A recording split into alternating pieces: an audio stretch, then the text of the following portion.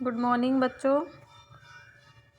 आज हम आपके बाल रामायण के प्रथम अध्याय का अध्ययन करेंगे। आपके हिंदी के 2 पार्ट हैं, पहला वसंत और दूसरा बाल राम कथा।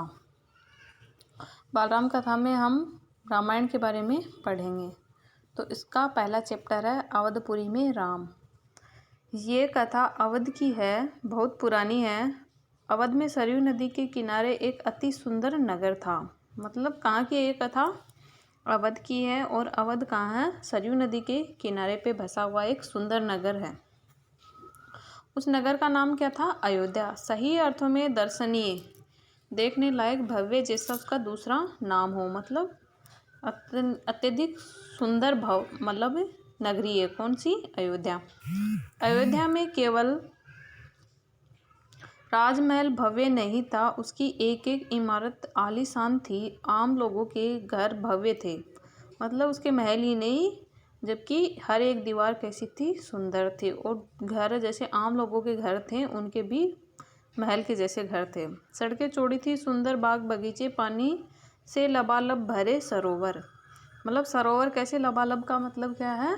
भरपूर, एकदम ऊपर तक भरे हुए सरोवर यानी तालाब थे। खेतों में लहराती हरियाली, हवा में हिलती फसलें सरयू की लहरों के साथ खेलती थी। अयोध्या में हर तरह के संपन्न नगरी थी। हर तरह से मतलब संपन्न थी, हर वैभवशाली नगरी। संपन्नता कोने अंतरे तक बिखरी हुई, सभी सुखी, सब समृद्ध, दुखी और विपन्नता को अयोध्या का पता ही नहीं मालूम था। मतलब दुख क्या चीज़ होती है, दुख को तो अयोध्या नगरी का पता भी मालूम नहीं था कि अयोध्या तक दुख पहुंच सके, या उन्हें नगर की सीमा में प्रवेश करने की अनुमति नहीं थी। किसको? दुख को। दुख को अयोध्या की नगरी में प्रवेश करने की कोई अनुमति नहीं थी। पूरा नगर विलक्षण था, अद्भुत और मनोरम। उसे ऐसा होना ही था। वह कौशल राज्य की राजधानी थी। किसकी राजधानी थी? कौशल की। राजा दशरथ वहीं रहते थे। उनके राज्य में दुख भला का क्या काम? मतलब दुख चीज़ की तो कोई चीज़ ही नहीं थी। राजा दशरथ कुशल योद्धा और न्यायप्रिय शासक थे। राजा दशरथ कैसा था? कुशल योद्धा, यानी योद्धाओं में सबसे कुशल, रणनीति वाला और न्यायप्रिय, सभी के साथ न्याय करता था, किसी के साथ अन्याय नहीं होता था उसके राज्य में। महाराजा अज के पुत्र दशरथ किसके बेटे थे? महाराजा अज के। महाराजा रघुकुल के वंशज, यानी रघुकुल वंश के वंशज थे। रघुकुल के उत्तराधिकारी भी कौन थे? दशरथ थे। रघुकुल की रीति नीति का प्रभाव हर जगह दिखाई देता था। सुख समृद्धि से लेकर बात व्यवहार तक लोग मर्यादाओं का पालन करते थे, सदाचारी थे। पवित्रता और शांति हर जगह थी, नगर में भी, लोगों के मन में भी। मतलब सदाचारी रीति रिवाज रघुकुल में जो था, वो ये नहीं कि हर एक इंसान में दिखाई दे, नगर में दिखाई दे, हर एक इंसान के मन में भी दिखाई देता था। राजा दशरथ यशस्वी थे, मतलब यश पूर्ण था। मतलब उनके यश और सम्मान हर जगह होता था। उन्हें किसी चीज़ की कमी नहीं थी। राज सुख था, कमी होने का प्रश्न ही नहीं था। लेकिन उनके एक दुख था, छोटा सा दुख, मन के एक कोने में छिपा हुआ। वह रह रहकर उभर आता था, उन्हें सलाता रहता था। उनके कोई संतान नहीं थी। मतलब उनका दुख क्या था? सब तरह से सुख समृद्धि थी, पर उनके एक दुख था। क्या था? आगे बता रहे हैं। उनके कोई संतान नहीं थी, आयु लगातार बढ़ती जा रही थी। सबसे बड़ा दुख क्या था? उनके कोई पुत्र या पुत्री नहीं थे, कोई भी संतान नहीं थी, और उनकी आयु भी अब बढ़ती जा रही थी। उनकी 3 रानियां थी। कौन कौन सी थी? कौशल्या, सुमित्रा और कैकेयी। रानी के मन में भी बस यही एक दुख था, संतान की कमी। जीवन सुना सुना लगता था। राजा दशरथ ने रानियों की बातचीत प्राय इसी विषय पर आकर रुक जाती थी। राजा दशरथ की चिंता बढ़ती जा रही थी। अब मतलब कोई भी संतान नहीं हो तो राजा की चिंताएं बढ़ती जा रही थी। बहुत सोच विचार कर महाराजा दशरथ ने इस संबंध में वशिष्ठ मुनि से चर्चा की। मुनि का नाम क्या है? वशिष्ठ। उन्होंने पूरी बात विस्तार से बताई। रघुकुल के अगले उत्तराधिकारी के बारे में अपनी चिंता बताई। मुनि वशिष्ठ राजा दशरथ की चिंता समझते थे। मतलब अब तो रघुकुल का उत्तराधिकारी वो हैं। अब जब उनके संतान ही नहीं तो रघुकुल का उत्तराधिकारी कौन होगा, इसके बारे में उन्होंने मुनि वशिष्ठ से बात करते हैं। मुनि वशिष्ठ राजा दशरथ की चिंता को समझते थे। उन्हें राजा दशरथ के यज्ञ करने की सलाह दी, पुत्रेष्टि यज्ञ। अब उन्होंने कौन सा यज्ञ करने की सलाह दी है, पुत्रेष्टि। महर्षि ने कहा आप पुत्रेष्टि यज्ञ करें, महाराजा आपकी इच्छा अवश्य पूरी होगी। महर्षि वशिष्ठ कहते हैं कि हे महाराजा आप पुत्रेष्टि यानी यज्ञ करो, उससे आपकी जो भी इच्छा है वो पूरी होगी। ये है यज्ञ महान तपस्वी ऋषि श्रृंग की देखरेख में हुआ। ऋषि श्रृंग कौन था, एक ऋषि होता है, उसका कौन करवाता है यज्ञ, सलाह तो दी थी वशिष्ठ मुनि ने, और यज्ञ कौन सा ऋषि करवाएगा, ऋषि श्रृंगी। पूरा नगर उसकी तैयारी में लगा हुआ था। यज्ञशाला सरयू नदी के किनारे बनाई गई। यज्ञशाला यानी जहाँ पे यज्ञ होना था वो सरयू नदी के किनारे बनाई गई। यज्ञ में अनेक राजाओं का निमंत्रित किया गया। तमाम ऋषि मुनि पधारे। शंख ध्वनि और मंत्रोच्चार के बीच एक एक कर सबने आहुति डाली। अंतिम आहुति राजा दशरथ की थी। मतलब बहुत से ऋषि मुनि आए, सभी को बुलाया गया, और शंख के ध्वनि और मंत्रोच्चार यानी मंत्रों के उच्चारण के बीच बीच में सभी आहुति यानी आहुति देने को कहते हैं, जैसे अग्नि के अंदर घी डालने को, तो सब आहुति दे रहे थे। अंतिम आहुति किसने दी, राजा दशरथ ने दी। यज्ञ पूरा हुआ। अग्नि के देवता ने महाराजा दशरथ को आशीर्वाद दिया। कुछ समय बाद दशरथ की इच्छा पूरी हुई। तीनों रानियां पुत्रवती हुई। पुत्रवती यानी पुत्र को पैदा हुई। तीनों के ही क्या हुए, पुत्र। महारानी कौशल्या ने राम को जन्म दिया। अब राम की माता का नाम क्या था, कौशल्या। चैत्र माह की नवमी के दिन, और किस दिन होता है, हिंदी महीने का चैत्र महीना होता है, उसमें नवमी के दिन हुआ। तो इसी दिन को हम आज क्या मनाते हैं, राम नवमी के रूप में आज भी भारत में मनाया जाता है। किस रूप में मनाया जाता है रामनवमी, राम के जन्म दिवस के रूप में। रानी सुमित्रा के 2 पुत्र हुए। सुमित्रा के कौन कौन हुए थे, लक्ष्मण और शत्रुघ्न। सुमित्रा के पुत्रों का नाम क्या था, लक्ष्मण और शत्रुघ्न। रानी कैकेयी के पुत्र का नाम था भरत। रानी कैकेयी होती है, छोटी छोटी रानी होती है कैकेयी, उसके कौन होता है, भरत। राजमहल में खुशी छा गई। नगर में बधाइयाँ बजने लगी। मंगल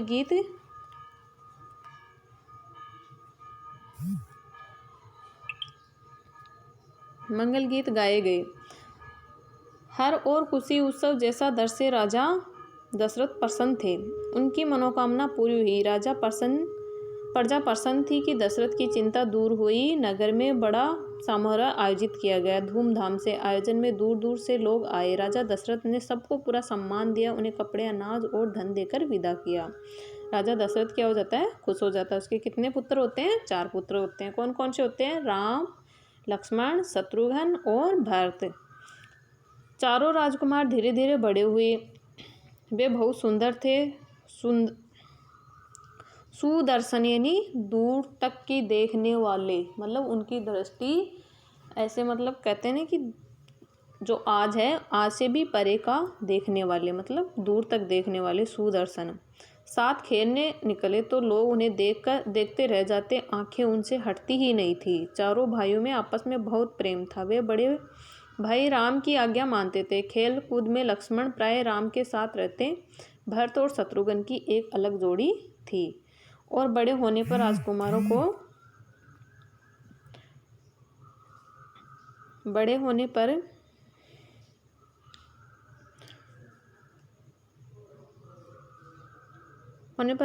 को शिक्षा दीक्षा के लिए भेजा गया। उन्होंने कुशल और अपनी विद्या में दक्ष गुरुजनों से ज्ञान अर्जित किया। शास्त्रों का अध्ययन किया। शस्त्र यानी शास्त्रों को चलाने वाली विद्या सीखी। चारों राजकुमार कुशाग्र बुद्धि थे। जल्द ही सब विद्याओं में पारंगत हो गए। राम इसमें सर्वोपरि थे। सर्वोपरि यानी सबसे ऊपर। उनमें कई अन्य गुण भी थे, विवेक, शालीनता, न्यायप्रियता। राजा दशरथ को राम सबसे अधिक प्रिय थे, ज्येष्ठ पुत्र होने के कारण और उन मानवीय गुणों के कारण भी। मतलब एक तो बड़ा पुत्र था इसलिए, और उनमें क्या थे गुण थे? विवेक, शालीनता और न्यायप्रियता। मतलब ये मानवता के सबसे अच्छे गुण होते हैं। राजकुमार कुछ और बड़े हुए, विवाह योग्य नगर में इनकी चर्चा होने लगी। महाराजा दशरथ भी ऐसा ही चाहते थे, अपनी संतानों के लिए सुयोग्य वधुएं, मतलब अच्छी बहू लेने के लिए सोच रहे थे। परिजनों में चर्चा पहले से ही हो रही थी, बाद में पुरोहितों को भी इसमें शामिल कर लिया गया। अयोध्या का राजमहल एक दिन ऐसा ही चर्चा चल रही थी। गहन मंत्रणा, यानी गहन मंत्रणा किसे कहते हैं? जैसे मतलब किसी बात पे तर्क वितर्क होना। तभी एक द्वारपाल घबराया हुआ अंदर आया। उसने सूचना दी कि महर्षि विश्वामित्र पधारे हैं। कौन आ रहा है अब? महर्षि विश्वामित्र। महाराजा दशरथ तत्काल अपना आसन छोड़कर खड़े हो गए। द्वार की ओर बढ़े। महर्षि की आगवानी करने, आगवानी का मतलब उनकी मेहमान नवाजगी, उनको जैसे मतलब द्वार पे आए तो उनको लेने के लिए जाते हैं। उन्हें लेकर दरबार में आए विश्वामित्र को ऊंचा आसन दिया गया। विश्वामित्र कभी राजा दशरथ थे।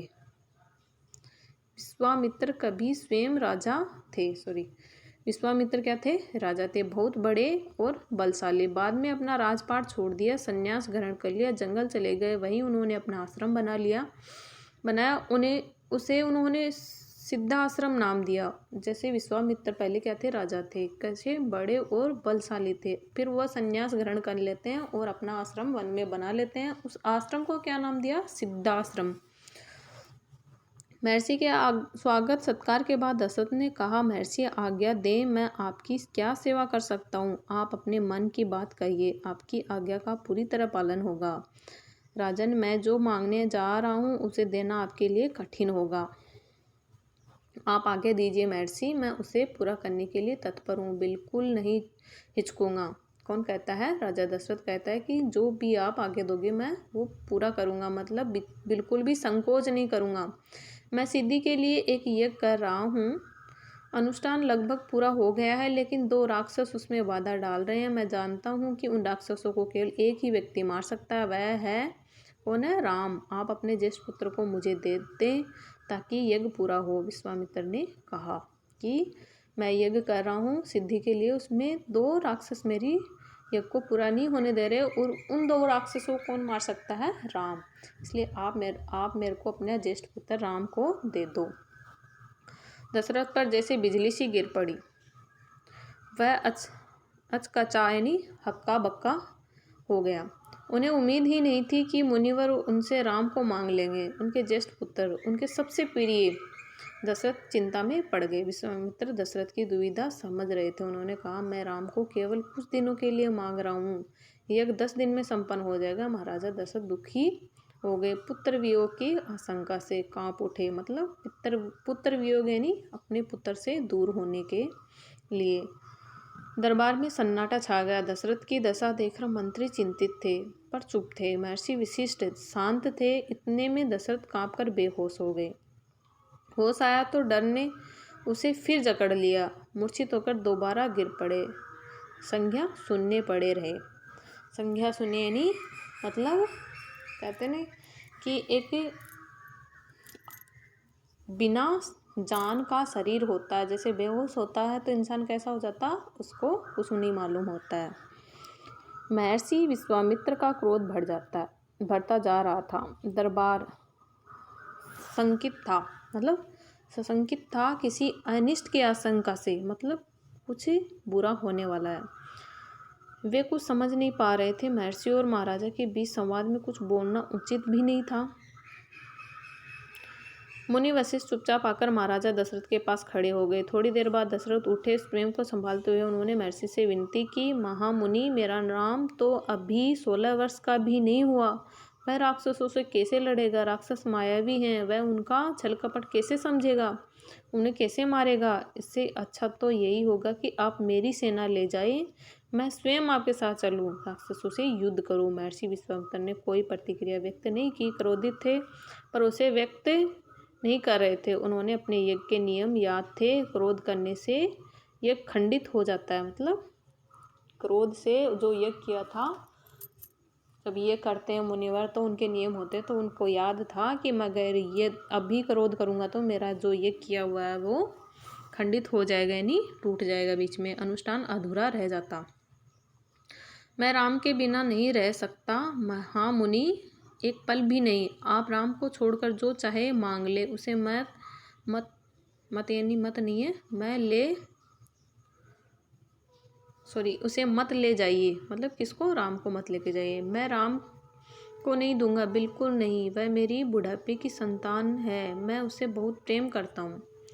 महर्षि का क्रोध भबक उठा। भबक यानी मतलब जैसे अग्नि ऊपर उड़ जाती है, तो उसका क्रोध भी ऊपर उठने लग गया था। दरबार, मंत्रीगण और ऋषि मुनि सकते में आ गए। सकते यानी मतलब आश्चर्यचकित हो गए।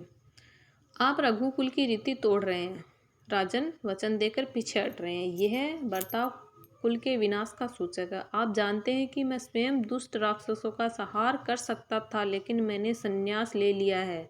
अगर आप राम को नहीं देंगे तो मैं यहाँ से खाली हाथ लौट जाऊँगा। बात बिगड़ती देखकर मुनि वशिष्ठ आगे आए। महाराजा दशरथ को समझाया राम की शक्ति के बारे में, प्रतिज्ञा तोड़ने के संबंध में, महर्षि विश्वामित्र के साथ रहने पर राजकुमार राम को होने वाले लाभ के बारे में। राजन, आपको अपना वचन पूरा करना चाहिए। रघुकुल की रीति यही है। रघुकुल की रीति क्या थी कि जो वचन दे दिया वो पूरा करें। प्राण देकर भी आपके पूर्वजों ने वचन निभाया है। आप राम की चिंता न करें। महर्षि के होते उनका कोई कुछ नहीं बिगाड़ सकता। कौन समझाता है अब ये बात? मुनि वशिष्ठ समझाता है। महाराजा दशरथ की चिंता कुछ कम हुई, पर मन अभी भी खिन्न यानी दुखी था। पुत्र विछोह यानी पुत्र का अलग होना का दुख सभी तर्कों पर भारी पड़ रहा था। गुरु वशिष्ठ ने कहा, महाराजा, महर्षि विश्वामित्र सिद्ध पुरुष हैं, तपस्वी हैं, अनेक गुप्त विद्याओं के जानकार। वह कुछ सोचकर ही यहाँ आए हैं। राम उनके अनेक नई विद्याएं सीख सकते हैं। आप राम को महर्षि विश्वामित्र के साथ जाने दे, राम को उन्हें सौंप दे। कौन समझा रहा है ये सारी चीज़ उसको? महाराजा दशरथ को। कौन समझा रहे हैं? गुरु वशिष्ठ। दशरथ ने मुनि वशिष्ठ की बात दुखी मन से स्वीकार कर ली, लेकिन वह राम को अकेले नहीं भेजना चाहते थे। उन्होंने विश्वामित्र से आग्रह किया, कहा कि वे राम के साथ उनके छोटे भाई लक्ष्मण को भी ले जाएं। महर्षि विश्वामित्र ने महाराजा के दशरथ का आग्रह स्वीकार कर लिया। आग्रह यानी जो कहा वो स्वीकार कर लिया, मान लिया। राम और लक्ष्मण को तत्काल दरबार में बुलाया गया। महाराजा दशरथ ने उन्हें अपने निर्णय की सूचना दी। दोनों भाइयों ने उसे सहर्ष यानी खुशी के साथ स्वीकार कर लिया। सिर झुकाकर आदर सहित इसकी सूचना माता कौशल्या को दी गई। बताया गया कि राम और लक्ष्मण वन जा रहे हैं महर्षि विश्वामित्र के साथ। नितांत गंभीर माहौल में स्वसित वचन हुआ। मतलब नितांत गंभीर माहौल में मतलब एक शांत माहौल में स्वसित वचन यानी शांत प्रिय वचन, शंख ध्वनि हुई। मतलब और एक शंख बजने लग जाता है। जैसे पहले युद्ध होते थे तो किसी युद्ध के होने से पहले शंखनाद होता था, तो अब राम वन जा रहे थे तो उसके लिए भी एक शंख ध्वनि हुई।